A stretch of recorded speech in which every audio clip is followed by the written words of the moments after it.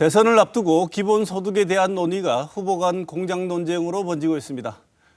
코로나 대유행으로 불평등이 심화하고 미래의 불확실성이 커지면서 소득보장 체계에 대한 관심이 더욱 높아졌는데요. 양극화, 저성장 해소가 시대적 화두로 떠오르면서 정치권에서 기본소득을 비롯한 다양한 소득보장 체계를 두고 공방이 뜨거워지고 있습니다.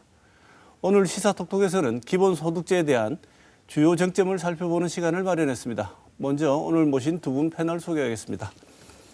이원재 랩 2050 대표 모셨습니다. 어서 오십시오. 네, 안녕하세요. 이영환 계명대 세무학과 교수 모셨습니다. 어서 오십시오. 안녕하세요. 네. 먼저 기본소득 논쟁의 배경이라고 할까요? 기본소득이 뭔지에 대해서 살펴보는 시간을 잠깐 가지고 주요 쟁점을 한번 살펴보겠습니다. 이원재 대표께서는 기본소득에 관한 책도 쓰시고 기본소득에 관한 한 거의 대부분의 토론회에서 기본소득을 설명해 주고 계신데 그러니 만큼 이 대표님께서 먼저 기본소득에 대해서 왜 필요한지 왜 이런 기본소득이 문제 제기가 됐는지에 대해서 먼저 얘기를 좀 해주시죠. 네, 기본소득제의 정의는 모든 사람에게 아무 조건 없이 일정한 액수의 소득을 정기적으로 지급한다. 이렇게 돼 있습니다. 쉽게 말하자면 이번에 추석 전에 국민재난지원금 지급한다고 하는데요. 그 88% 개인에게 그 25만 원씩 한 차례 지급을 하는 걸로 돼 있습니다. 네. 그걸 100% 모든 개인에게 정기적으로 일정한 액수는 달라질 수 있습니다. 그리고 정기적인 것도 월별로 줄 수도 있고 분기별로 줄 수도 있고 여러 가지 정기성이 있는데 네. 어쨌든 그게 정기적으로 나온다고 생각하시면 됩니다. 네. 그게 기본소득제입니다. 네. 조건이 없다는 점에서 기존에 뭔가 소득이 낮아야 된다거나 또는 가서 관공서 가서 청구를 해야 된다거나 이런 조건이 달려 있는 기존의 복지제도하고 좀 다른 소득보장제도다 이렇게 네. 말씀드릴 수 있습니다. 가구 소득이 아니고 가구별로 그렇습니다. 지급이 아니고 개인별로. 네네, 모든 개인에게 지급하는 것이 기본이고요. 네. 근데 경우에 따라서는 아동 청소년 같은 경우에는 제외를 하기도 합니다. 성인 네. 대상으로 지급하는 그런 이 제도를 설계하는 경우도 많이 있습니다. 영환 교수님, 지금 말씀하신 것을 들으면 어떤 생각이 드시는지 먼저 듣고 싶습니다. 재난지원금 이런 단어를 혹은 기본복지라는 단어를 쓰면 되는데 기본소득이라는 단어를 써므로 해서 소위 많은 오해와 분란을 일으킬 수 있는 소지가 있는 단어를 고집하는 이유를 개인적으로 저는 이해를 하기가 굉장히 어렵습니다. 기본소득이라는 용어 자체가 왜 기본소득이 붙었는지, 그러면 이원재 대표님 왜 이화 교수님 지금 문제 지적하시는 기본소득이라는 용어가 왜 나오게 되는지 짧게 말씀을 주시죠. 제 생각에는 복지는 크게 보면 이제 소득하고 서비스 두 개로 나눠집니다. 서비스라는 건 가서 이제 어르신들을 돌봐드린다든지, 의료, 교육을 해준다든지, 이런 이렇게 직접 현물로 지원하는 것이고요. 소득은 말 그대로 이제 현금을 지원하는 것인데 기본소득제는 이 서비스 쪽 말고 전체 복지는 아니죠. 그러니까 그거 말고 소득 불안정 문제를 해결하기 위해서 나온 아이디어입니다. 그러니까 네. 4차 산업혁명 때문에 인공지능이 나오고 플랫폼 경제가 활성화되면서 오히려 기존의 제조업 고용이 많이 좀 불안정해지고 그러다 보니까 중간에 일자리를 잃은 사람도 생기고 일자리가 있다고 하더라도 요즘 플랫폼 배달 노동도 많이 하시고 그러는데 이런 이 배달 노동 같은 것처럼 일거리가 있을 때는 굉장히 많고 없을 때는 없고 이런 불안정이 있기 때문에 이걸 좀 메워주자. 그리고 이제 우리 인생이 굉장히 긴데 고령화되면서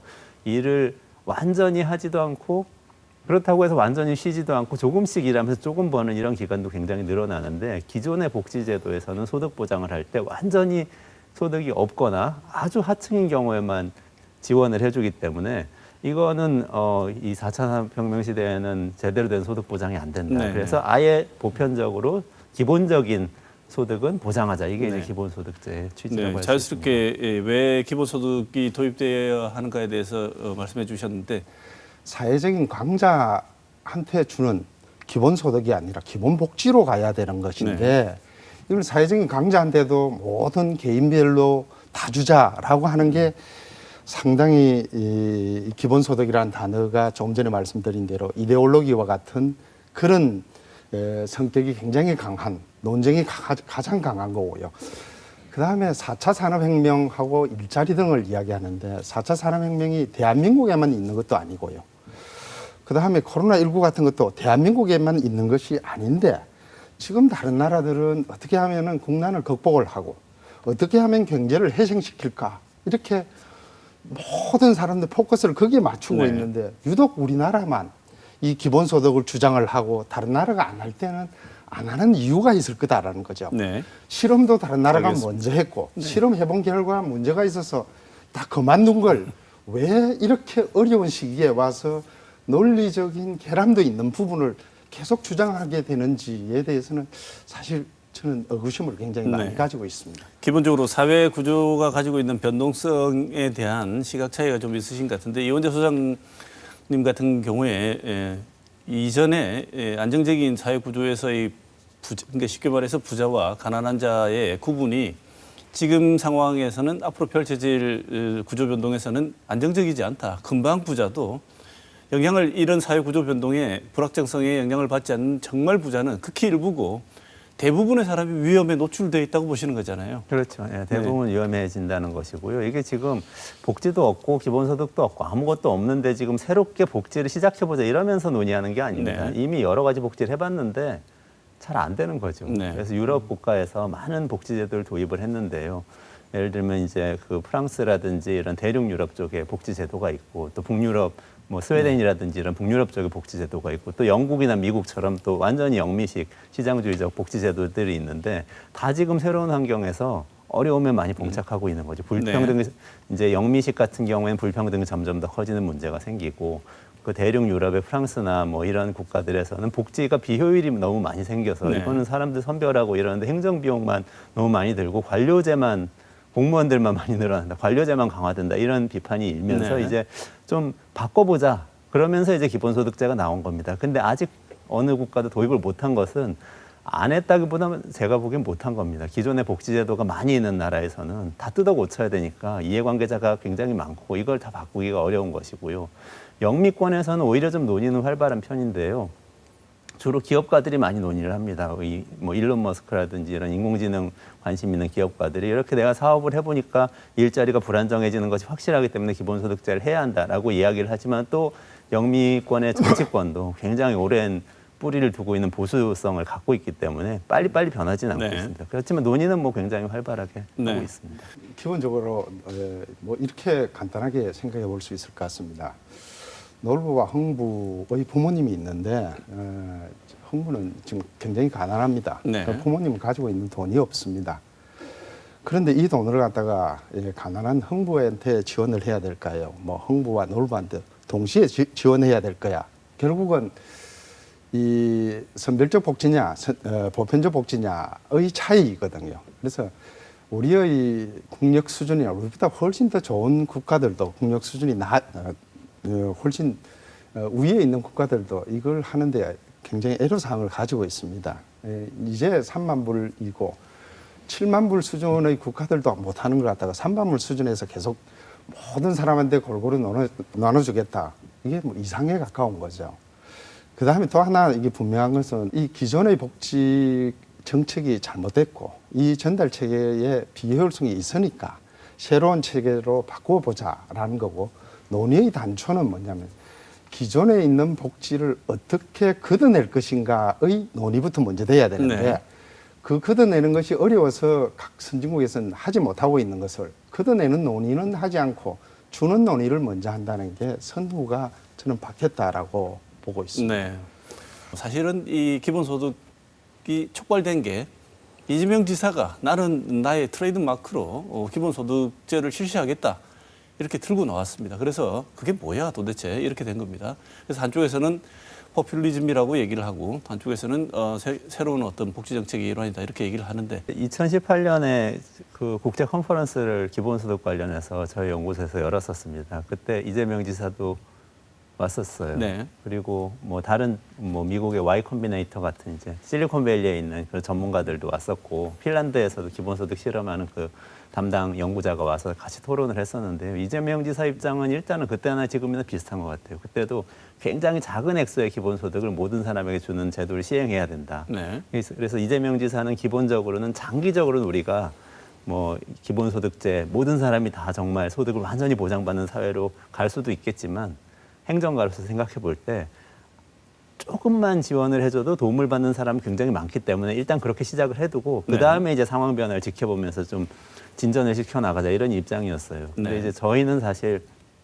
뭐 연구를 하고 정책 제안을 하는 시민사회에 있다 보니까 사실 이상론을 많이 얘기하죠. 그래서 네. 저희는 최소한 월 30만 원 이상의 기본소득제 도입해야 된다고 이야기를 했고 그래야 이런 플랫폼 노동자 같은 불안정한 노동자들이 생활비를 그래도 좀 보전하면서 이렇게 설계를 해나갈 수 있다 이렇게 주장을 했었습니다. 네. 근데 이제 지금 현실 정치에서 막 구현이 되려는 순간이잖아요. 근데 사실 실제로 처음에 시작을 한다고 생각하면 행정적으로는 작은 액수로 시작할 수밖에 없지 않나. 네, 그래서 현실을 아마 지금 고려한다면 연 50만 원, 연 100만 원 네. 정도 이재명 지사가 주장을 그래서 하고 있는 것으로 알고 있습니다. 네. 정확한 진단이 있어야 이 올바른 처방을 하지 않습니까?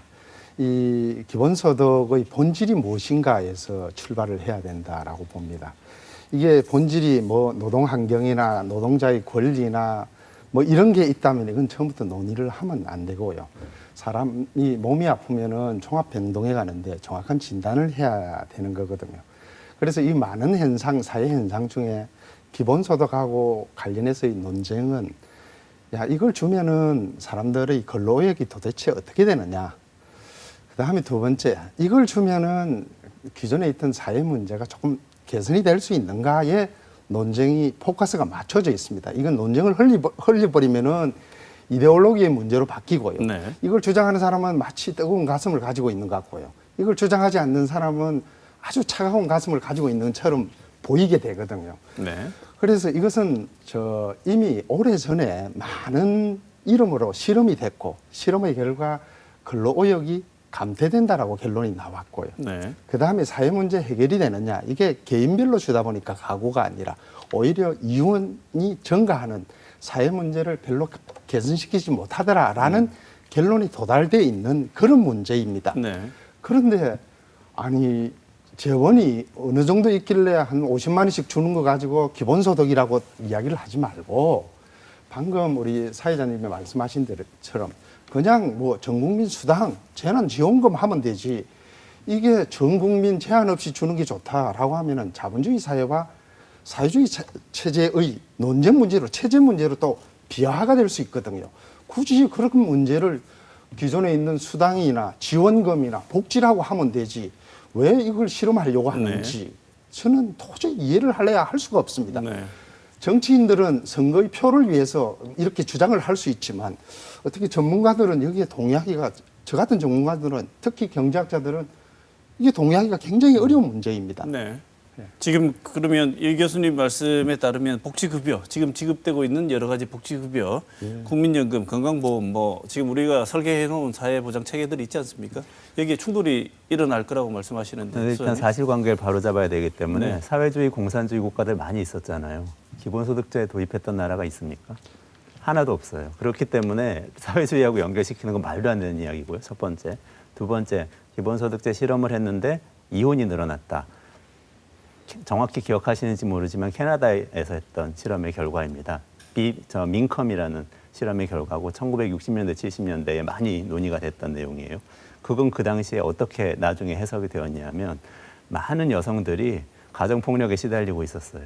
근데 그때는 남자만 취업을 할 수가 있었거든요. 네. 캐나다도 선진국이라고 하지만 그때는 그렇지 않았어요. 완전히 남성 위주의 사회였고 여자는 집에서 일만 하는데 남자를 떠날 수가 없는 거죠. 많은 여성들이 그런 상태였는데 기본소득 실험을 하니까 한 달에 몇십만 원이라도 생기니까 이분들이 떠나갔다. 네. 이런 결과가 나왔습니다. 네. 그래서 이걸 어떻게 해석하는지는 과거의 잣대를 갖고 해석하냐 미래의 잣대를 갖고 해석하냐에 따라서 큰 차이가 있을 수 네. 있습니다. 그다음에 근로의욕 이야기를 말씀하셨는데 뭐 경제학 경영하신 분 저도 했고 하신 분들 중에도 다 이 찬반이 있습니다. 그런데 기본적으로 기본소득제 취지는 실업부조하고 이렇게 대비돼서 많이 이야기가 됩니다. 네. 실업부조는 사람이 소득이 완전히 없어지고 일자리가 완전히 없어야 지급되고 구직 신청을 계속해야 지급되는 제도입니다. 그러니까 우리 실업자들한테만 주는 거죠. 네. 그러니까 유럽에서 그걸 오래 운영하다 보니까 사람들이 취업을 안 해요.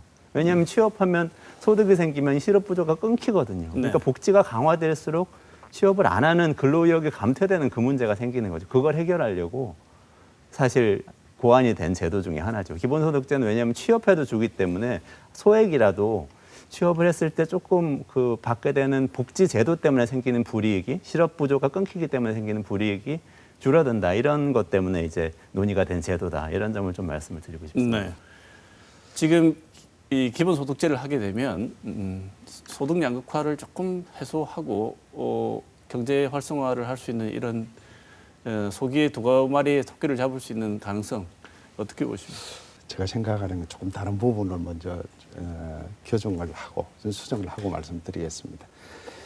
사회주의 체제에서 기본소득이라는 단어를 사용한 적은 없죠. 제도의 취지가 같다라는 거죠. 그런 의미지.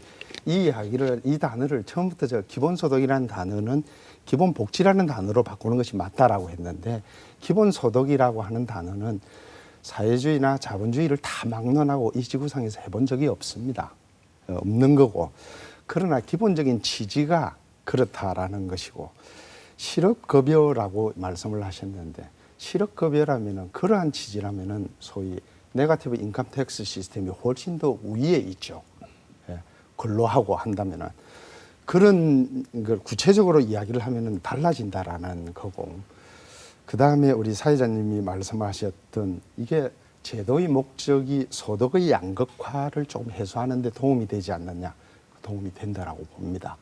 하지만 경제 활성화에 도움이 되느냐 이것은 아까 근로의욕을 감퇴시킨다 혹은 근로의욕의 저하가 된다라는 결론이 나와 있기 때문에 근로의욕이 저하가 되면요 경제 활성화가 잠재 성장률이 줄어들고 잠재 성장률이 줄어들면은 경제 활성화에 역방향으로 가게 되는 거죠. 그래서 정책이라고 한다는 것은 정확한 타겟을 포커스를 어디에 두느냐에 따라서 정책의 방향이 달라져야 된다라고 봅니다. 우리가 복지 이야기할 때 가장 복지의 목표가 무엇인가를 할 때 물고기를 주는 것인지 물고기를 잡는 거물을 주는 것인지를 구분을 해야 되는 거거든요. 물고기를 줘야 된다라고 포커스가 맞춰진다면 기본소득 당연히 긍정적으로 검토를 해야죠. 그러나 물고기를 잡는 거물을 주는 거다라고 하면은 이 논의 자체는 무의미해진다는 뜻입니다. 네. 저는 이제 아까 이영환 교수님께서 말씀하신 그 네거티브 인컴 텍스 같은 상위 계층에게는 좀 더 걷고 뭐 하위 계층에게는 더 주고 이 시스템하고 기본소득제하고 경제적으로는 이론적으로는 같은 거라고 생각합니다. 그래서 많은 경제학자들이 네거티브 인컴 텍스 시스템을 더 선호하시지만 이론적으로는 선호가 없으실 거예요. 현실적인 선호일 겁니다. 근데 저는 현실적으로 볼 때 기본소득제가 선별급여보다 더 낫다고 생각하는데 왜 그러냐 하면 선별을 안 하는 것이 사실 훨씬 효율적이기 때문에 그렇습니다. 이게 뭐 이렇게 어떤 사람의 선의를 믿고 이런 문제가 아니고요. 지금 어차피 국세청에서 세금을 거둘 때 선별을 합니다.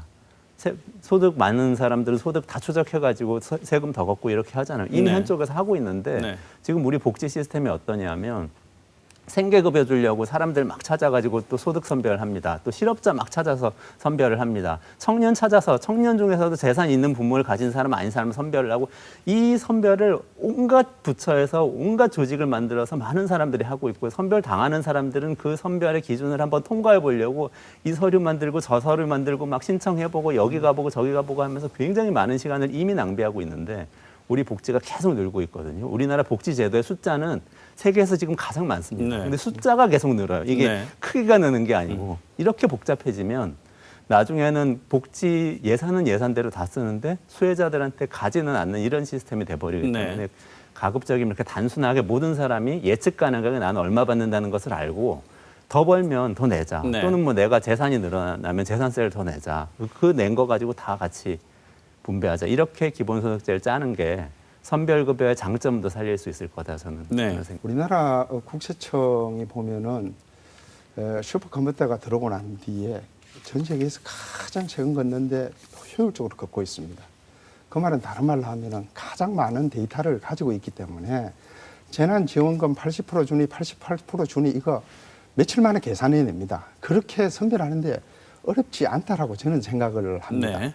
굳이 한다면은 그냥 싹 다 걷어내고 현재 예산만 가지고도 1인당 2천만 원 주는 그런 제도를 논의하는 것이 맞지. 야, 이거 걷어내 이거 어려우니까 그냥 50만 원 주보고 또 해보자. 이게 뭐냐면은 뜻이 좋다고 해서 결과가 좋은 거 절대 경제에서는 아니거든요. 네. 우리 최저임금제, 오늘 부동산 정책 뜻은 얼마나 좋았습니까? 결과가 그렇지 않지 않습니까?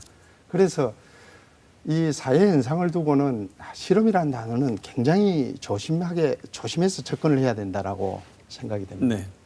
기본적으로 지금 진행되고 있는 복지제도를 어떻게 조정해서 기본소득으로 진입할 수 있는지 말씀 좀 주시죠.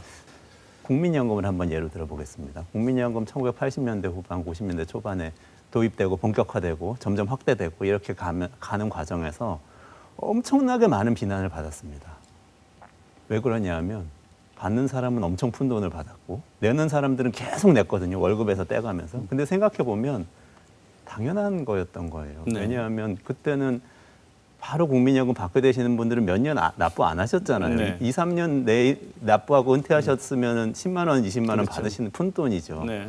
하지만 이 30대, 40대, 당시 30대, 40대들은 월급에서 떼서 계속 내는데 언제 받을지 그리고 진짜 내가 이걸 받을 수 있을지 모르니까 불안하니까 다들 반대를 했거든요. 지금 국민연금 어떻습니까? 다들 서로 더 가입하려고 난립니다. 그 가입 자격 없는 분들도 가입 자격 좀 계속 확대해서 열어드리고 뭐 이제 그 빈 기간도 납부할 수 있도록 해주고 이런 제도 마련하면 다 들어와서 냅니다. 제도 신뢰도가 높아진 거예요. 네. 이렇게 제도 신뢰도가 높아지면서 자리를 잡는 것이 사실 현실에서의 정책이고 제도입니다. 그러면서 지금 액수도 많이 올라갔죠. 대상자도 늘어났죠. 이렇게 되는 것이고 저는 기본소득제도 사실은 작은 액수라도 도입을 하고 나면은 10년이든 뭐 15년이든 이렇게 로드맵을 가지고 쭉 사실은 늘려나가게 된다면 국민들이 작은 액수라도 받아보니까 이거 늘리면 더 좋겠다 싶어서 늘려나가게 된다면 자연스럽게 다른 복지제도들이 불필요한 것들 그러니까 꼭 필요한 것은 남겨둬야 되고 특히 서비스, 돌봄, 의료 이런 것들은 남겨둬야 됩니다. 그렇지만 이제 현금 수당 중에서 불필요한 것들은 자연스럽게 이렇게 액수가 높아지면서 통합돼 나갈 것이다. 저는 네. 뭐 이렇게 생각을 합니다. 네. 그러면 지금 야권에서 주장하고 있는 안심소득제 같은 내용들과 가장 큰 대표적인 차이가 어떤 거라고 보시는지요? 아니면 거의 이제는 유사한 주장을 반대하던 분들도 복지를 확대할 수밖에 없다는 주장에 동의하시면 용어는 다르지만 결국 거의 수렴을 해서 기본소득제와 유사한 방향으로 가고 있다고 보십니까?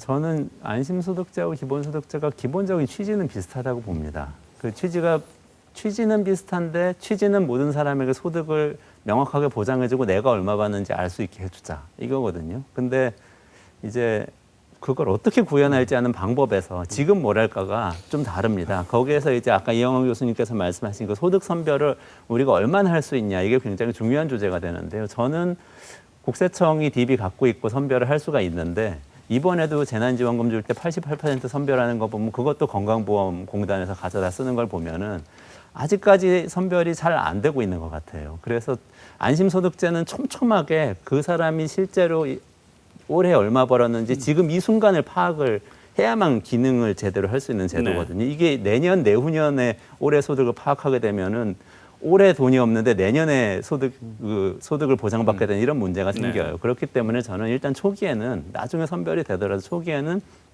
작은 액수라도 기본소득을 다 지급한 다음에 해가 넘어갈 때 소득 정산을 해서 세금을 내지 않습니까?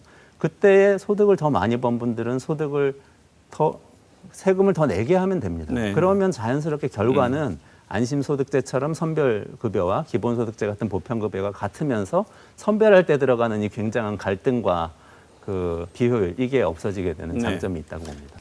제일 많이 반대하시는 주장 중에 하나가 뭐냐면 재원이 어디서 마련할 것이냐 이러면서 이제 비판을 하십니다. 감당할 수 없을 거라고 보시는 거죠, 이 교수님? 네, 저는 감당이 불가능하다라고 봅니다. 네. 지금도 우리나라 예산 편성하는 게 적자 예산을 편성을 하고 있습니다. 다른 말로 하면 빚내서 1년 살고 있는데요.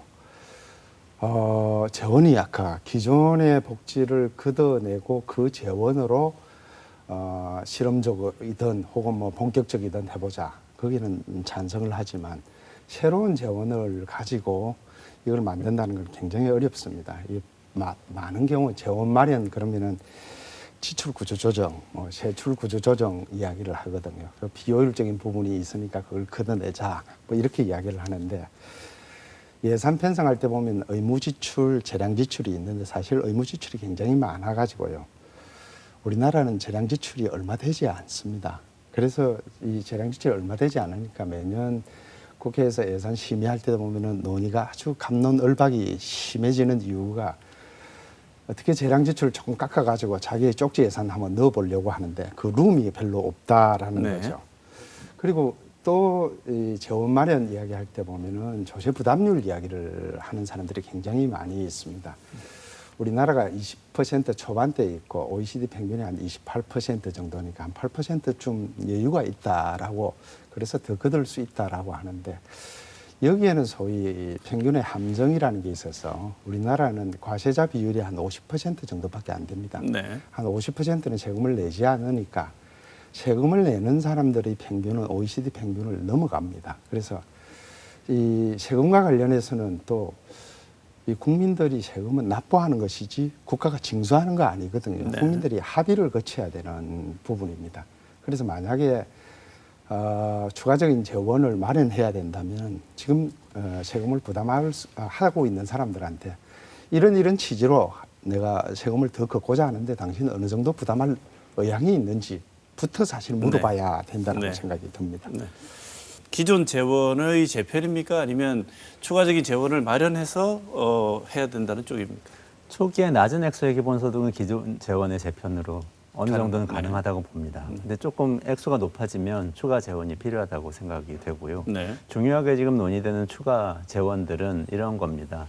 이제 토지세가 많이 논의가 됩니다. 토지세는 지금 그 우리나라 재산 관련된 세제가 종합부동산세하고 재산세로 나뉘어져 있고 개인과 법인에 대해서 굉장히 복잡한 다른 기준을 가지고 있고 한데 이게 집에 대한 거는 사람이 투자해서 노력해서 뭔가 가치가 올라가고 이런 게 그걸 인정해 줄 수 있지만 네. 땅이라는 거는 거기 있으면 그냥 있는 거고 주변에 뭐 지하철역이 생기면 땅값이 올라가고 이런 거잖아요. 그러면 그 사람이 노력해가지고 땅값이 올랐다고 보기는 어렵기 때문에 토지에 대한 과세는 정당하면서 좀 효율적이다 이런 논의는 굉장히 많이 있습니다. 그래서 토지에 대한 것을 좀 다 통합을 해서 종부세도 없애고 재산세 토지분도 없애고 다 합쳐서 또 법인이 갖고 있는 기업이 굉장히 우리나라 부동산 많이 갖고 있는데 그 부분도 다 합쳐서 토지와 관련된 세금을 만들어서 그걸 가지고 기본적인 재원을 한번 마련해 보자. 그러면 땅값도 좀 잡히지 않겠냐. 토지세 기반 얘기가 하나 있습니다. 그 다음에 탄소세가 얘기가 나오는데요. 탄소세는 지금 그 EU에서 이미 탄소 국경세라는 거 도입하고 하면서 기후 위기 때문에 이제 탄소 배출하는 기업에게는 세금을 더 많이 걷어서 탄소를 덜 배출하게 만들어야 된다. 이런 논의가 국제적으로 많이 있고 우리도 압박을 받고 있는데요. 우리나라가 제조업이 강하기 때문에 사실 압박이 굉장히 큽니다. 그래서 선제적으로 국내에서 탄소세를 아마 도입을 하게 될 것 같은데 탄소세를 도입을 할 경우에 거기서 얻어진 세수는 사실 이게 누구의 것이라고 말할 수 없는 거죠. 왜냐하면 기후를 희생하면서 뭔가 벌어진 일에 대해서 우리가 과세를 한 거잖아요. 기후는 모두의 것이고 공기는 모두의 것이기 때문에 기본소득으로 지급할 수 있겠다. 이런 논의를 좀 하고 있고요. 거기에 더해서 이영환 교수님께서 말씀하신 비과세 감면 굉장히 복잡하게 돼 있는데 그 소득세 비과세 감면제도를 정비해서 거기서 또 이 재원을 상당 부분 마련할 수 있다. 이런 것들이 이제 차차 될 수 있을 거라고 생각합니다. 앞으로 이 논쟁이 계속되고 정책으로 구현되는 과정에서 이 점은 반드시 유념을 해야 되겠다. 그리고 이 지점은 보다 많은 숙고가 필요하다고 생각되는 지점이 있으시면 두 분 말씀 듣고 오늘 토론 마무리하도록 하겠습니다. 요즘 부동산 가격이 올라서 야단인데 이 세금이 부과되면 가격이 올라갑니다. 여기에 토지와 관련된 세금, 기타 세금이 부과가 된다면은 안 그래도 요즘 뭐 벼락거지가 생겨서 곤란한데 정책이라고 한다는 것은 일관성이 있어야 되는데 이랬다 저랬다 하면은 조금 문제가 있지 않나 싶습니다. 그리고 소득이라고 한다는 것은 하방 경직성을 가지고 있습니다. 기본소득으로 뭐 50만 원을 줬다라고 하면 내년에는 또 얼마를 줘야 되고요. 선거철마다 2년마다 선거철이 돌아오는데 그때마다 올려줘야 되지 내려줄 수는 없습니다.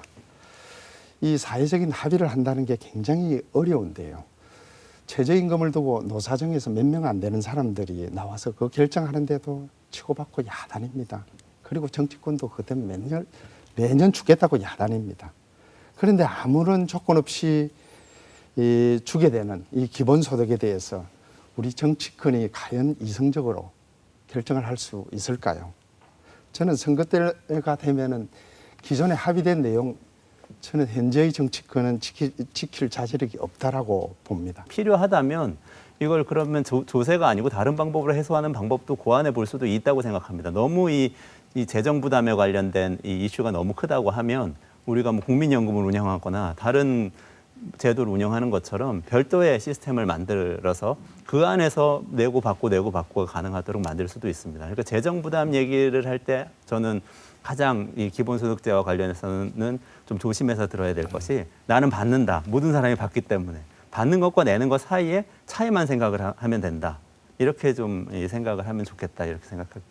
오늘 이원재 랩2050 대표, 이영환 계명대 세무학과 교수 두 분 모시고 좋은 말씀 들었습니다. 오늘 토론 감사드립니다. 고맙습니다. 감사합니다.